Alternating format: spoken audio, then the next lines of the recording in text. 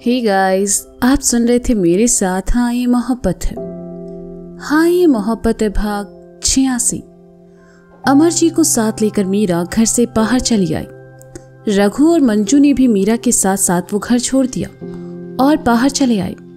वहीं राजकमल जी और उनकी दोनों बेटियों ने भी सौंदर्या के बजाय राजकमल जी को चुना और बाहर चली आई। मीरा ने देखा तो प्रत्याशा के पास आकर कहा, तुम्हें उन्हें इस तरह अकेले नहीं छोड़ना चाहिए। प्रत्याशा ने नम आंखों से मीरा को देखा और कहा, ये आप कह रही हैं? मामा ने आपके साथ इतना बुरा किया और आपको अभी भी उनकी परवाह हो रही है? मत कीजिए दी, वो आपका प्यार और आपकी केयर कुछ डिजर्व नहीं करती है। ऐसा नहीं कहते प्रत्याशा, हमने हमारी माँ को बहुत कम उम्र में खो दिया। हम कभी उनके साथ ज्यादा वक्त नहीं बिता पाए। उनके चले जाने की बात समझ आया उनका होना हमारे जीवन में क्या था। जब बच्चे गलती करते हैं तब माँ बाप उन्हें तुरंत माफ कर देते हैं, तो जब माँ बाप गलती करें तो हम बच्चों को भी उन्हें माफ कर देना चाहिए। उन्होंने हमारे साथ जो किया वो हम कभी नहीं भूल पाएंगे, लेकिन हमारी वजह से तुम्हें उन्हें अकेले नहीं छोड़ना चाहिए। मीरा ने नम आंखों के साथ, दी आपको इतना अच्छा नहीं होना चाहिए था, कहते हुए प्रत्याशा मीरा के गले आ लगी। मीरा ने उसका सर सहलाया, तभी गाड़ियों के रुकने की आवाज आई। प्रत्याशा मीरा से दूर हटी। मीरा ने देखा चीकू और काव्या को छोड़कर पूरी व्यास फैमिली वहां आई है। राधा को देखते ही मीरा की आंखों में आंसू भर आए। दूसरी गाड़ी अमर जी के मैनेजर की थी। वह अंदर चला आया। राधा मीरा के पास आई तो मीरा बिना कुछ कहे आकर उनसे गले लग गई और रोने लगी। राधा ने मीरा को रोते देखा तो उसका सर सहलाते हुए कहा, सोमी जी ने हमें फोन करके पहले ही सब बता दिया था। सोचा नहीं था सौंदर्या ऐसा करेगी, लेकिन कोई बात नहीं, तुम ठीक हो, अमर जी ठीक है, हमारे लिए इतना ही काफी है। मीरा मत रो, मैं हूं ना तुम्हारे साथ। कुछ नहीं हुआ है, शांत हो जाओ। समझो ये बुरे वक्त का आखिरी पल था जो अब खत्म हो चुका है। मीरा बस रोते ही जा रही थी। विजय और बाकी सब ने देखा तो उनका चेहरा भी उदासी से घिर गया। दादी माँ ने देखा तो वे मीरा के पास आई और कहा, मीरा शांत हो जाओ बच्चे, देखो हम सब यहाँ है। तुम्हें इस हाल में देखकर हमें बिल्कुल अच्छा नहीं लग रहा। आओ मेरे पास आओ। दादी माँ ने मीरा को अपने सीने से लगाकर शांत करवाया तो मीरा थोड़ा चुप हुई और विजय जी के सामने आकर कहा, हमें माफ कर दीजिए पापा, हमें उस दिन घर छोड़कर नहीं आना चाहिए था। हमने बहुत बड़ी गलती की पापा, आप सबको बहुत तकलीफ पहुंचाई, हमें माफ कर दीजिए। विजय जी ने सुना तो मीरा को अपने सीने से लगाया और कहा, कैसी बातें कर रही हो मीरा, और किसने कहा तुम वो घर छोड़कर आई थी? तुम अपने पिता के घर आई थी बेटा, और ये घर भी तो तुम्हारा अपना घर है। और रही दिल दुखाने की बात, तो वो हम सब का वक्त बुरा था जो कि चला गया। तुम ठीक हो, सही सलामत हो, इतना काफी है। अब ये और आंसू बहाना बंद करो। मैं अपनी बहादुर बेटी को ऐसे नहीं देख सकता। विजय जी की बात सुनकर मीरा नम आंखों से उन्हें देखने लगी। पास से दादू खड़े थे।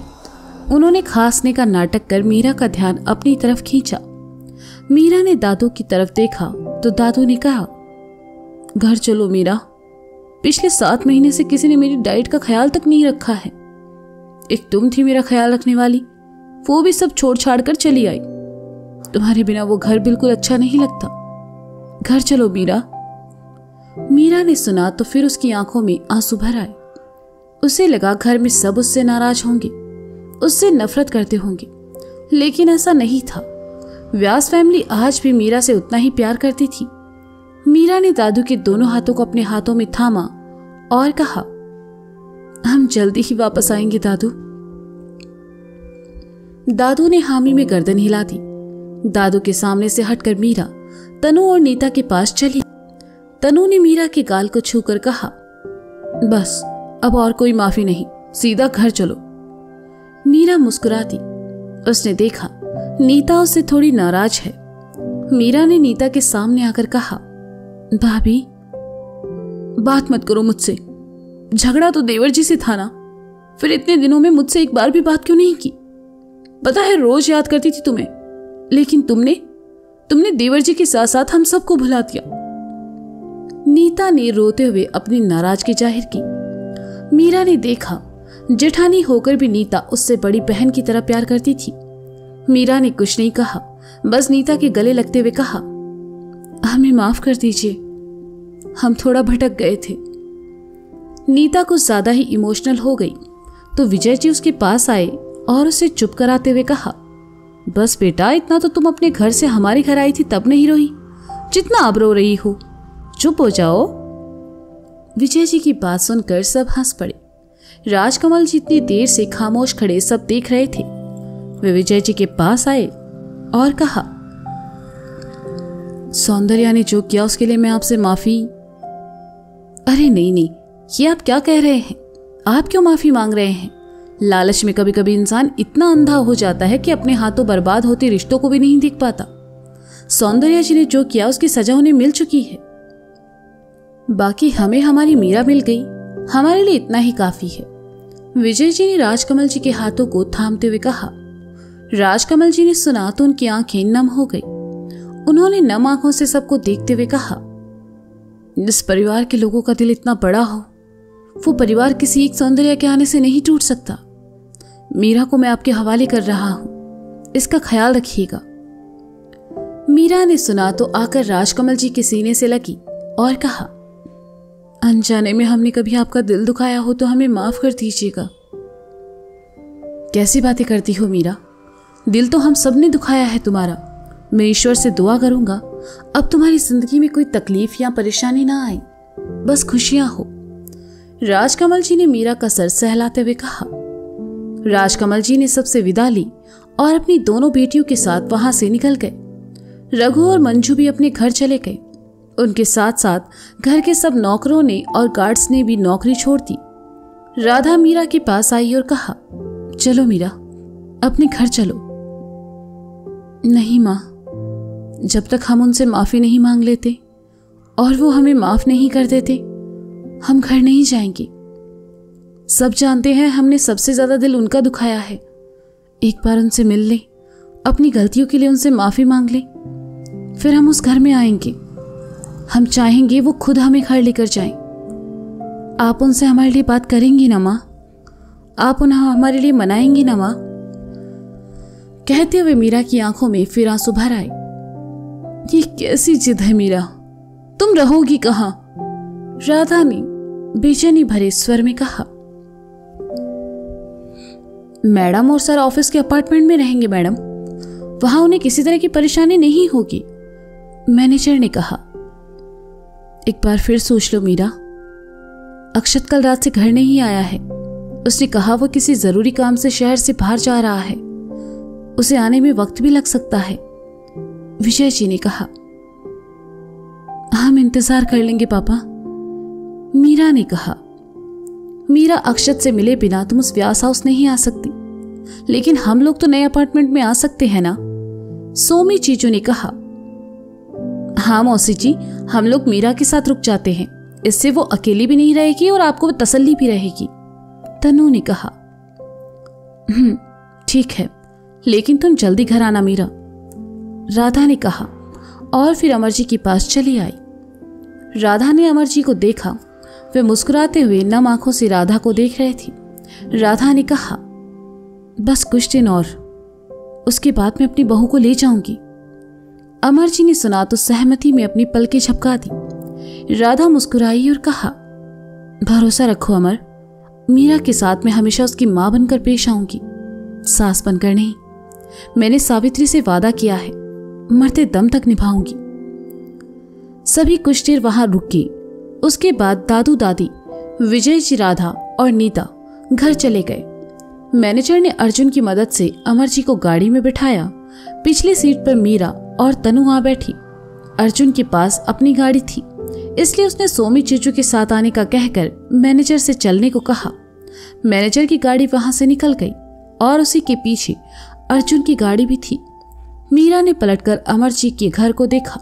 वो सौंदर्या के माया जाल से दूर निकल चुकी थी। छवि दीक्षित केस की सुनवाई में एक दिन बचा था। उसमें भी आधा दिन जा चुका था, लेकिन चोपड़ा जी और सूर्या दोनों ही असली गुनहगार तक नहीं पहुंच पाए। उन्होंने विकी से भी बात की, लेकिन विकी से उन्हें कोई ढंग का क्लू नहीं मिला। चोपड़ा जी, सूर्या और सिंघानिया जी तीनों सिंघानिया जी के घर में बैठे सोच में डूबे थे। इस केस को अंजाम तक कैसे पहुंचाया जाए, यही सोच रहे थे। केस की शुरुआत से लेकर अब तक जो जो सुनवाई हुई, जो जो सबूत पेश हुए, जो चीजें सामने आई, उन बातों पर बार बार डिस्कस करने के बाद भी सूर्या और चोपड़ा किसी नतीजे पर नहीं पहुंचे। चोपड़ा जी, अगर हम अदालत में ये बयान दे दें कि छवि का रेप जिसने किया था उसी ने उसका किडनैप किया है और कुछ महीनों पहले ही एक एक्सीडेंट में उसकी मौत हो चुकी है, तो कैसा रहेगा? सूर्या ने सोचते हुए कहा। तुम्हें लगता है जज साहब हमारे इस बयान पर यकीन करेंगे? चोपड़ा जी ने कहा। यकीन करना थोड़ा मुश्किल है, लेकिन हमें इसे सच बनाना होगा। इसके अलावा हमारे पास कोई दूसरा रास्ता नहीं है, सूर्या ने कहा। सूर्या की बात सुनकर चोपड़ा जी और सिंघानिया जी उसकी ओर देखने लगे। सूर्या ने आगे कहा, विकी और रॉबिन कोर्ट में पहले ही निर्दोष साबित हो चुके हैं। ऐसे में अगर हम कोर्ट में ये साबित कर दे कि छवि का रेप करने वाला कार एक्सीडेंट में मारा जा चुका है, तो उससे छवि को भी तसल्ली मिल जाएगी और ये केस हमेशा के लिए बंद हो जाएगा। एक्सीडेंट की डिटेल्स आप मुझ पर छोड़ दीजिए, वो मैं करवा दूंगा। बस आपको इसमें मेरा साथ देना होगा। यही सही है। वैसे भी एक ऐसा इंसान जिसके बारे में कोई कुछ नहीं जानता, उसे हम ढूंढेंगे कहां? सूर्या, तुम्हारा आइडिया बेस्ट है, लेकिन कहते कहते चोपड़ा जी के चेहरे पर चिंता के भाव उभर आए। लेकिन क्या? सूर्या ने पूछा। जिस आदमी के साथ सिंघानिया जी ने डील करके जमीन अलॉट करवाई थी, उस जगह पर एडवोकेट अक्षत व्यास के नाम का बोर्ड लगा है। उस आदमी ने ऐसा क्यों किया? चोपड़ा जी ने परेशानी भरे स्वर में कहा। यह सोचना आप लोगों का काम है, कल मिलते हैं, सूर्या ने उठते हुए कहा और वहां से चला गया, लेकिन अपने पीछे छोड़ गया हैरान परेशान चोपड़ा जी और सिंघानिया जी को। अमर जी के घर के हॉल में सौंदर्या बदहवास सी बैठी थी। जो कुछ हुआ वो सब सौंदर्या की आंखों के सामने किसी फिल्म सा चल रहा था। सौंदर्या ने जो माया जाल मीरा और अक्षत के लिए बिछाया था, उस जाल में सौंदर्या आज खुद फंस चुकी थी। उसका सच सबके सामने आ चुका था और साथ ही उसने वो सब भी खो दिया जो उसका अपना था। सौंदर्या ने मीरा और अमर जी का भरोसा खो दिया, राजकमल जी को खो दिया। उनकी दोनों बेटियां उन्हें छोड़कर चली गई। सौंदर्या के पास अब कुछ नहीं बचा था।